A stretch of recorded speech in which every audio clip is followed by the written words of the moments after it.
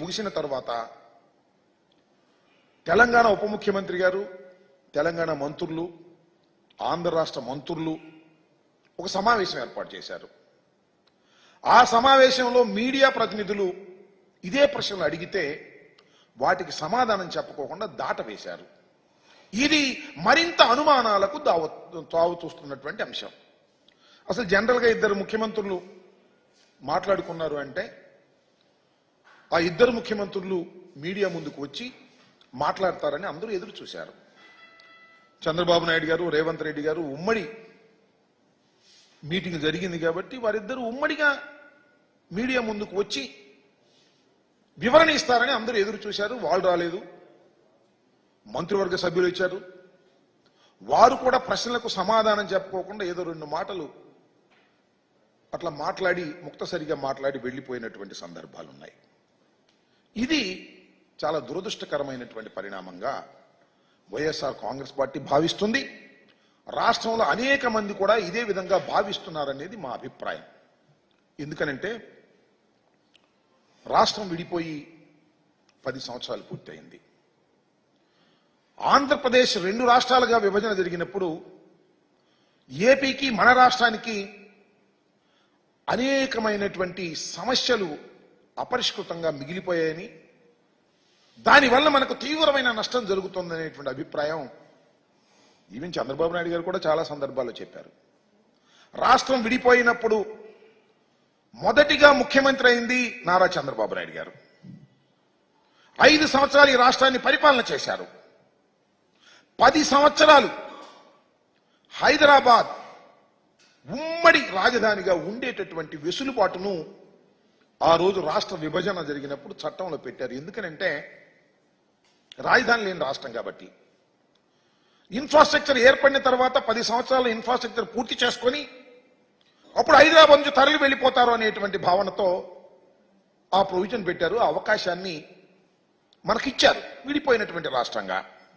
నేను అడుగుతా ఉన్నా, అవకాశాన్ని ఎందుకు ఉపయోగించుకోలేకపోయాం? 5 సంవత్సరాలు ఈ రాష్ట్రాన్ని పరిపాలన చేసినటువంటి నారా చంద్రబాబు నాయుడు గారు అవకాశాన్ని ఉపయోగించుకోకుండా ఎందుకు పారిపోయి వచ్చారు అనేది ఇక్కడ ప్రశ్న అని అడుగుతా ఉన్నా. ఎందుకంటే ఈ సందర్భంలో చెప్పవలసినటువంటి బాధ్యత, గుర్తు చేయవలసిన బాధ్యత మాకుంది. ఎందుకు వచ్చేశారు? ఉమ్మడి రాజధానిని వదిలేసి ఆయన టకటక వచ్చేశాడు. వచ్చేసి ఇక్కడ ఆఫీస్ లేదు. ఆయనే చెప్తున్నాడు చాలా సందర్భాల్లో, బస్సులో ఉండి పరిపాలన చేశాను అని. ఎందుకు బస్సులో ఉండి పరిపాలన చేయవలసిన పరిస్థితి ఎందుకు ఏర్పడింది? రాజధాని ఇక్కడ ఏర్పడినప్పుడు, శాసనసభ కూడా ఏర్పడినప్పుడు, బిల్డింగ్ ఏర్పడినప్పుడు ఎందుకు మీరు వచ్చేశారు? అందరికీ తెలిసినటువంటి సత్యం అది. తప్పు చేసి వచ్చేశారు, మెడబట్టి గెంటేశారు, మీరు భయపడి పారిపోయి వచ్చేశారు, తీరని ద్రోహం చేశారు ఈ ఆంధ్రప్రదేశ్కి మీరు మొదటిగా అనే విషయాన్ని ఈ సందర్భంలో నేను గుర్తు చేస్తున్నాను. 10 సంవత్సరాల పాటు ఉమ్మడి రాజధానిగా ఉండవలసినటువంటి హైదరాబాద్ను వదిలి 9th షెడ్యూల్లోనూ 10th షెడ్యూల్లోనూ ఉన్నటువంటి విభజన చట్టంలో ఉన్నటువంటి ఆస్తులను పంపకం చేసుకోకుండా, బేరసారాలు ఆడుకోకుండా, చర్చలు జరుపుకోకుండా పారిపోయి వచ్చి నూతనంగా ఏర్పడినటువంటి ఆంధ్రప్రదేశ్కి ప్రథమ ద్రోహం చేసిన వ్యక్తి నారా చంద్రబాబు నాయుడు గారు. అవునా కాదా ఆలోచన చేయమని మనం చేస్తున్నా. 5 సంవత్సరాలు పరిపాలన చేశారు. ఏం సాధించారు మీరు? అన్ని ఆఫీసులు ఖాళీ చేసి వచ్చేసారు. ఈ ఆఫీసులు మీరు అడగలేదు. అడగకపోగా జీహూజురని సలాం పెట్టేసి వచ్చేసి ఇక్కడ తాత్కాలికమైనటువంటి సెక్రటేరియట్ కట్టారు, తాత్కాలికమైనటువంటి అసెంబ్లీ కట్టారు, తాత్కాలికమైనటువంటి హైకోర్టు కట్టారు. ఎందుకు తాత్కాలికంగా కట్టాలి? 10 సంవత్సరాలు నీకు టైం ఉంటే. ఎందుకంటే వెళ్ళపోతే ఊరుకోము, మిమ్మల్ని కేసులో పెట్టేస్తాము అని వాళ్ళంటే భయపడి, తప్పు చేసి భయపడి పారిపోయి ఆంధ్రప్రదేశ్కి అన్యాయం చేసినటువంటి నారా చంద్రబాబు నాయుడు గారు మళ్ళా ముఖ్యమంత్రి అయ్యారు. కారణాలు ఏమైనప్పటికీ ప్రమాణ స్వీకారం చేశారు. మరొక అన్యాయం చేయడానికి ప్రయత్నం చేస్తున్నారు ఇవాళ. నేను అడుగుతా ఉన్నా, ఎస్ 2 రాష్ట్రాలు విడిపోయాయి, కొన్ని సమస్యలు ఉన్నాయి అపరిష్కృతంగా. చర్చల ద్వారా ఆ సమస్యల్ని పరిష్కరించుకోవాలి, వండర్ఫుల్. లేదా కేంద్ర ప్రభుత్వం మధ్యవర్తిత్వం ద్వారా పరిష్కరించుకోవాలి. నెంబర్ 2. నెంబర్ 3, న్యాయస్థానాల ద్వారా పరిష్కరించుకోవాలి. ఇవాళ ఎన్ని వివాదాలు ఉన్నాయి మనకి? ఎస్, ఉన్నాయి. 9, 10 షెడ్యూల్లో ఉన్నటువంటి బిల్డింగులు, ఆస్తులు మనకు రావాల్సినవి ఉన్నాయి. 7,000 కోట్ల రూపాయలు విద్యుత్ బకాయిలు మనకు రావాలి. దాన్ని అడగటం జరిగింది. వాళ్ళు ఇవ్వకపోతే కేంద్ర ప్రభుత్వాన్ని ఆశ్రయించడం జరిగింది. కేంద్ర ప్రభుత్వం ఆదేశించింది. ఆదేశించిన తెలంగాణ ఇవ్వలేదు. న్యాయస్థానాల్లో ఉంది వాళ్ళ. దాని గురించి ఏమన్నా మాట్లాడారా మీరు? మాట్లాడలేదే. మాట్లాడినట్టు ఎక్కడ అనిపించడం లేదే. అది పోగా చిత్రమైన విషయం ఏంటంటే, శ్రీశైలం, నాగార్జున సాగర్, ఈ 2 ఉమ్మడి ప్రాజెక్టులు సరిహద్దులో ఉన్నాయి. వారికి మనకి సరిహద్దులో ఉన్నాయి కాబట్టి ఉమ్మడి ప్రాజెక్టులు. వాటిలో అనేక ఇష్యూస్ ఉన్నాయి. వాటి గురించి మాట్లాడారా?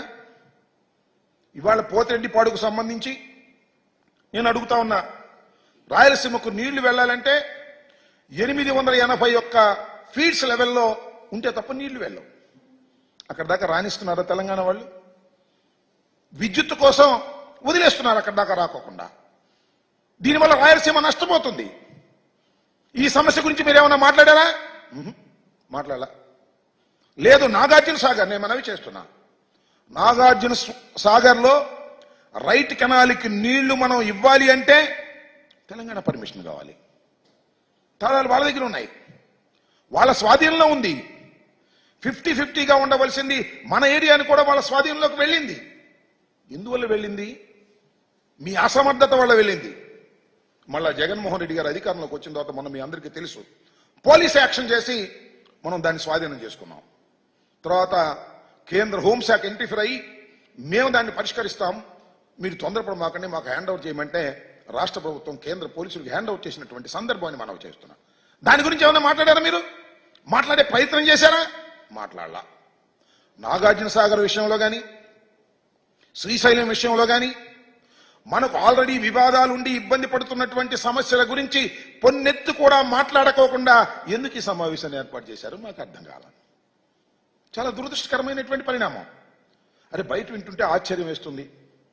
కొన్ని పత్రికలు, కొన్ని మీడియా ఛానల్స్ చెప్పేటటువంటి మాటలు వింటుంటే దానికి చెప్పవలసిన వాళ్ళు సమాధానం చెప్పడలా ఏంటండి? నాకు అర్థం కాలేదు. ఎస్, ఆంధ్రప్రదేశ్కి ఒక సుదీర్ఘమైన తీర ప్రాంతం ఉంది. సుమారుగా 998 ఎంత ఉంది, 1000.